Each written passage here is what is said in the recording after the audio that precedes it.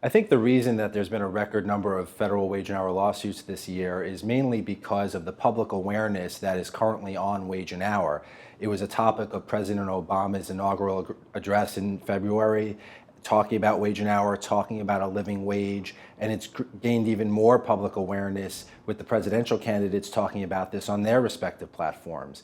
In addition to that, I think that the plaintiffs' bar has found that it's a very appealing lawsuit to bring because of the many technicalities that are provided or inherent within the wage and hour laws. For example, in the hospitality industry, there are many tip-related laws that are very difficult to comply with, even for the well-meaning employers. I think the trend will continue going past 2016 and beyond, not just in the coming year, mainly because of the DOL's aggressive stance and position on how they're treating wage and hour. For one, wage and hour administrator Dr. David Weil had issued a memorandum and interpretation this past summer with regard to independent contractor misclassification, where Dr. Weil talked about the tagline that most workers are employees and not independent contractors. In addition to that, Dr. Weil talked about the typical traditional economic realities factors that courts should consider when determining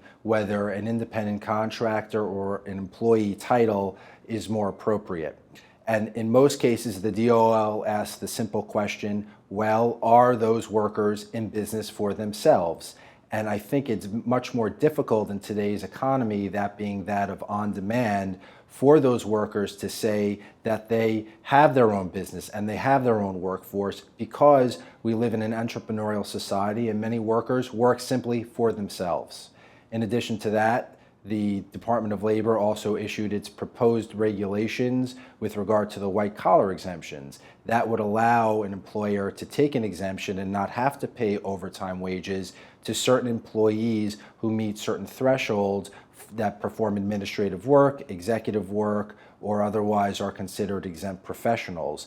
That standard is likely going to be augmented by the salary threshold, which currently sits at $23,660, going up to, we expect, $50,440, which is a significant jump for many employers that are going to make them think twice about whether or not they can continue to classify those employees as exempt under the law. The FLSA, as envisioned back in 1938, was for a very static workforce, and that's just no longer the case. With the new on-demand economy, the gig economy, as many are calling it, it becomes increasingly more difficult for employers to comply with the very stringent wage and hour laws that we have, in part because of a transient workforce and the fact that a lot of employees do telecommute these days, and it becomes difficult for employers to maintain proper records of the time worked by employees and for employees to account for all of their time.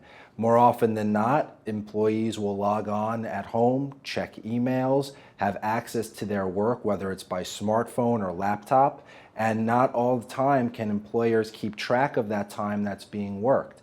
So the FLSA has to be an evolving law, and it has to be interpreted the correct way so that employers who are well-meaning and intend to pay their employees correctly cannot violate the law by what would amount to a technical violation.